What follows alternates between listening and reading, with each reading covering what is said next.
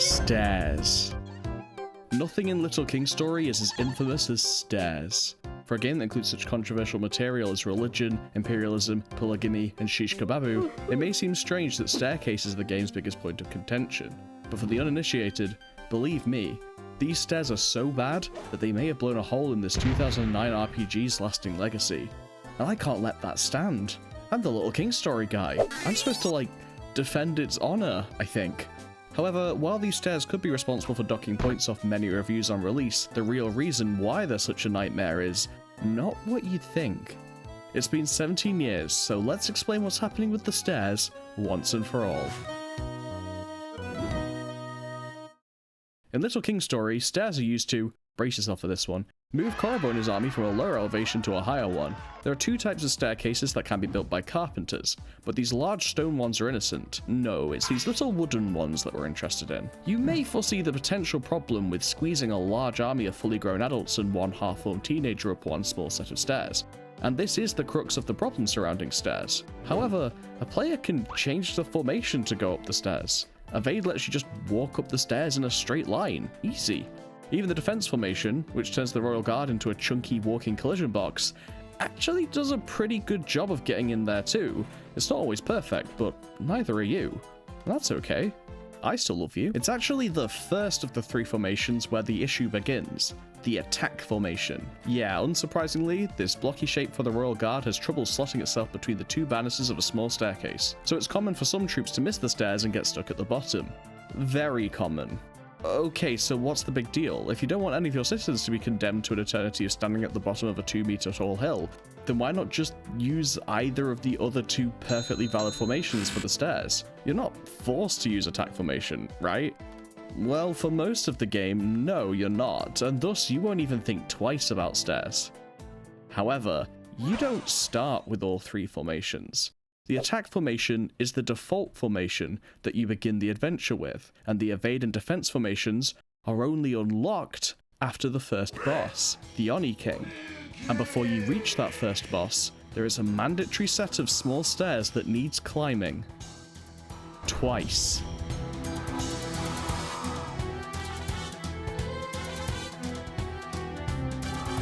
This game is good and all. I'm struggling over here. You go over here. Be sure to don't get some people stuck down there. This is a nightmare. Always has been, always will be. Damn it. Navigating places like this is a real pain in the ass. No! I hate these stairs. Okay, back up we go. Don't get stuck. No, I said don't get stuck. Learn to listen to your king. Come on. No, no. Bad. Bad soldier. I know you're a grunt and all. Oh, come on. Wait a minute. This is the only necessary staircase before the first boss, but it's not the only one to be found at the beginning of the game. In fact, we can see the same players use other early optional sets of stairs using the attack formation with much less of an issue. Man, it's as easy as putting the block in the square hole. Makes you wonder, if it's that simple, where did all that struggle come from then?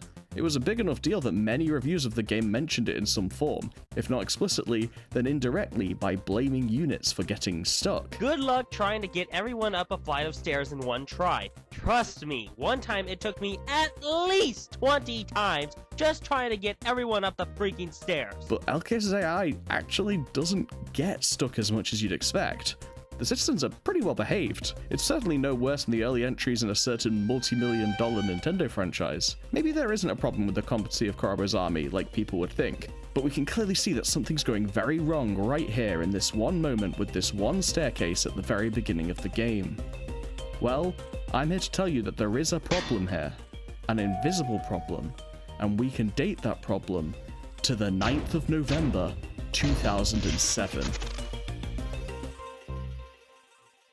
On a Friday like any other 19 years ago, Yoko Matsuno finished drawing a concept of an area for the then codenamed Project O. Look at that. Pretty sick, right? The proposed setting takes place in the deep ravine of a valley with a spiraling walkway up its crags. A visually stunning location that they'd be amiss not to put in this game. Only thing left for the team is to figure out how this is going to fit in the game's fully interconnected world. A world that is mostly flat. And, well, that didn't deter them. They put this beast in the game, but not without some side effects. For the real culprit of your citizens getting stuck isn't really this, but that. That is the Valley of Memories. It's the arena for the first boss fight, the Oni King, at the center of the Dark Valley region, and its geometric design is unlike any other area in the game. What was clearly conceptualized as a crevice instead towers over the surface below in the final release. It's the second tallest landmass in the world, accessible by 3 different entrances. One is the initial entrance to the Oni King fight, and 2 more open up after his defeat. One behind his removed throne, acting as a shortcut back to the kingdom, and another to the west, which leads to the next major area in the game's progression, Sunflower Plains. Interestingly, this last path is absent in the concept art, while the passage behind the throne is missing from the game's map. That climbing spiral walkway had to coexist with these entrances, which led to these land bridges, 2 of only 4 instances in the game's overworld where there is one walkable floor directly above another. The other 2 are the gateway and the secret stable exit in the castle walls. However, there's a subtle difference in how they work. It's easy to miss, but when a citizen charges forwards, they must first jump straight over Korobo's head. The castle gate is high enough that this isn't a problem, and the stable entrance forces citizens to wait to the side for Korobo to use it on his own. But in the Valley of Memories, if Korobo tries to charge a citizen while standing under a land bridge, the citizen will actually object to his command. This seems fully intentional, likely to avoid any ceiling clipping from the initial jumping animation as the ceilings are so low. Another oddity with the walkway is that it's the only time Korobo and citizens can walk off a multi-story drop. You can fall off any part of this path except for the land bridges, which really exposes Korobo's lack of a fall animation. Usually the characters can only fall down a single level, as any cliffs 2 stories or higher use an invisible barrier at the top to prevent such a stunt. Not really sure why this is the case here, maybe they wanted to save you some backtracking. Suffice it to say, Valley of Memories is special. Clearly there was a lot of iterating and compromising to squeeze this unorthodox area into LKS's contiguous Euclidean world, but there was one consideration greater than any other, and it all comes from one of these right here. Korobo is now standing inside what we're gonna call a camera zone.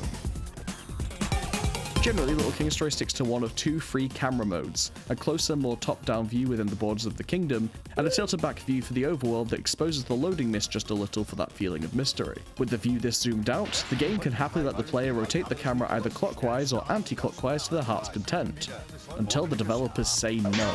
Camera zones are like force fields that can change the parameters of the camera in a number of ways when Korobo enters them. Depending on the zone, these camera effects are either applied permanently until you hit another camera zone and switch to the properties of that one, or they just apply while you're inside of one. And they're pretty powerful. They can change the zoom, force the camera to focus on certain targets, lock it in place, and even change the camera's field of view. In the eternally terrible new Little King Story, the default FOV is different, while most of the camera zones remain unchanged, so entering them causes this sudden nauseating FOV shift. Camera zones can also restrict the direction and angles of the camera's rotation. These ones are primarily used for the rare occasion where the geometry is so tall that it runs the risk of blocking or clipping the camera, such as the one I showed earlier. This one is in place so the camera can't bump elbows with Mount Sobermanjaro, as it's among the tallest structures in the game.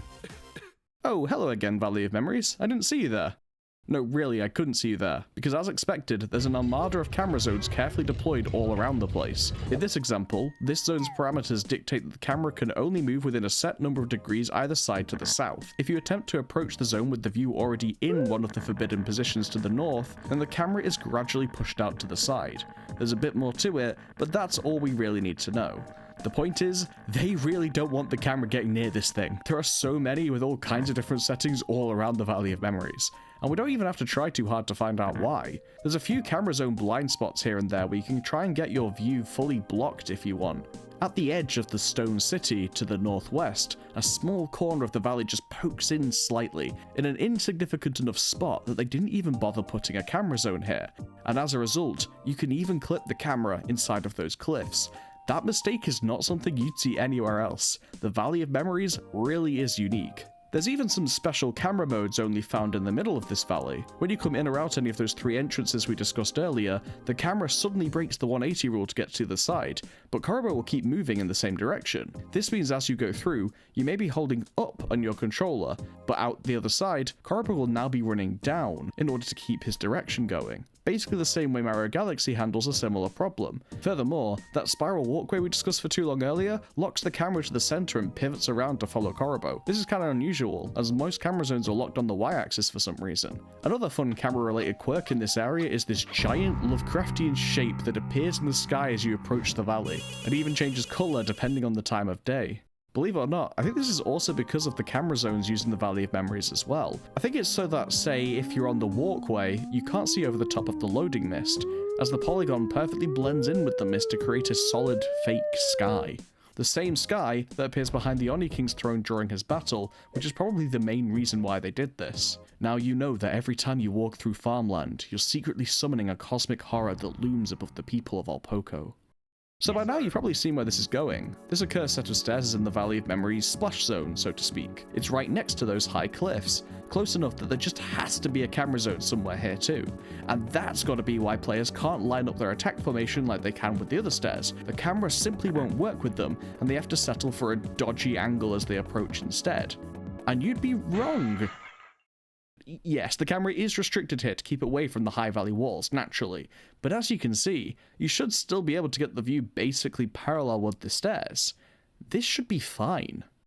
The real problem? These stairs aren't actually touching a camera zone. They're touching 3.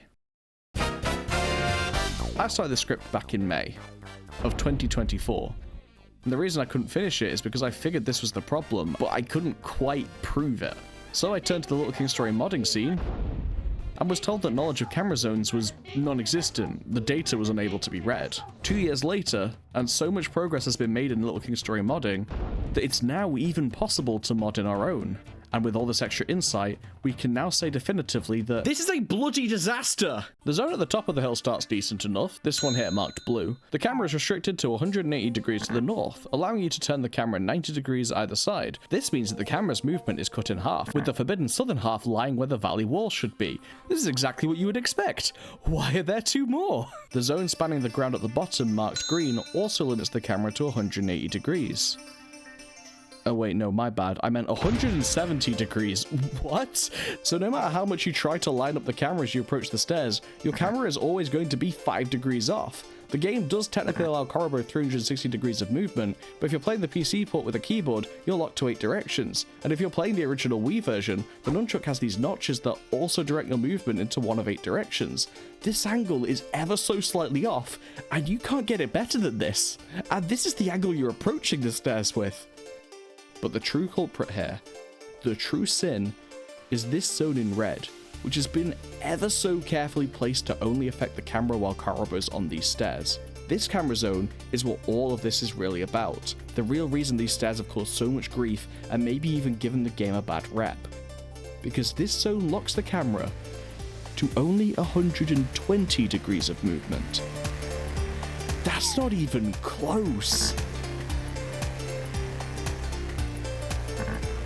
What this means is that if you swing the camera as parallel with the stairs as possible and approach it from the bottom, then once you're on the stairs and hit the zone, your camera is violently spat out to hold 25 degrees to the side. And when you're walking in a straight line and the camera swings like this, the citizens swing to the side too. And wouldn't you know it, we've solved the mystery. No wonder everyone's been struggling. You have to deal with the stairs with this horrible camera angle. This zone was made for this set of stairs. Was it an accident? Was it an intentional prank? It's a pretty bad look so early in the game, and it may have tainted LGS's legacy as a polished game. But here's the thing, it doesn't even matter. For starters, you're the king. You could just tell the citizens to run up the stairs. Sure, it looks clumsy, but it works. And secondly, citizens getting stuck at the bottom has no consequence at all. You'd think it would mean that you're down a man, but no, if you run away from an abandoned citizen, they walk back to you anyway.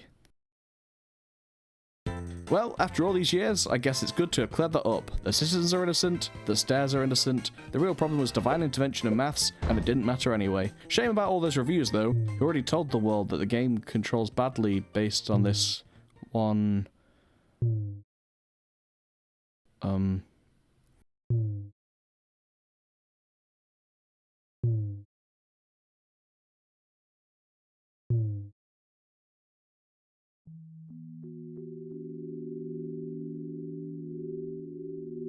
point of this video was going to be that those stairs matter, because they may have ruined Little King Story's reputation and lasting legacy.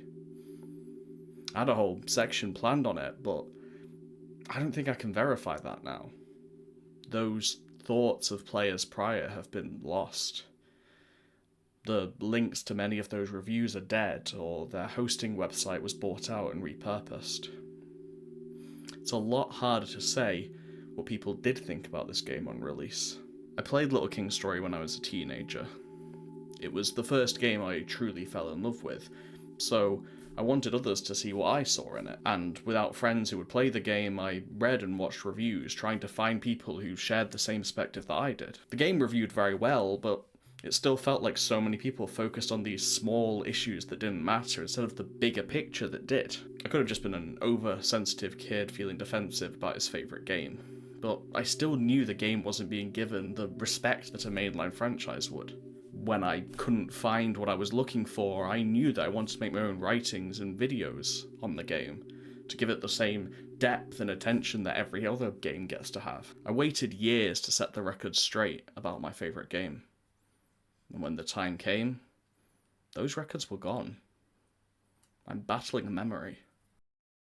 Maybe these stairs really did ruin perceptions on this game all those years ago, but the stamp that the game left is fading, and whatever's said about the game now will become consensus, the new truth about Little King Story. You can try and search for Little King Story reviews, and they are out there, but instead you're much more likely to be shown a variety of videos on the game by a guy called Deadweight. I don't know how to feel about that.